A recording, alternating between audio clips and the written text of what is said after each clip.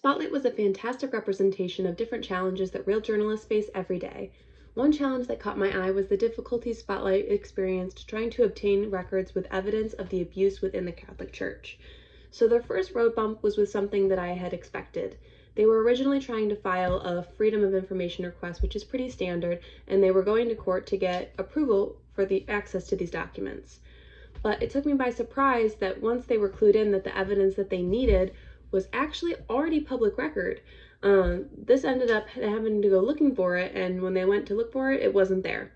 And I think that this concept showed that in the journalism world, people will try to drag out the process in order to prevent people from gaining access to certain documents that they would rather remain hidden. A second challenge that I had never actually considered was how emotionally taxing it can be to unveil evils in your own backyard.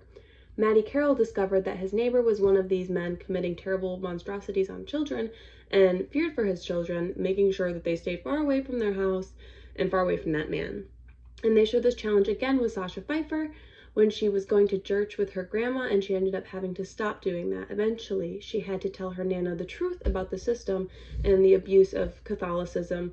And having to investigate your community can be heartbreaking, but their responsibilities ended up lying with the public first, no matter the cost to themselves.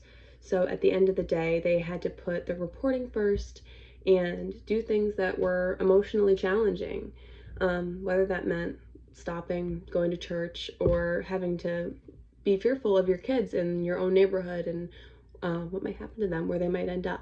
So I think that this did a really good job of uncovering those challenges.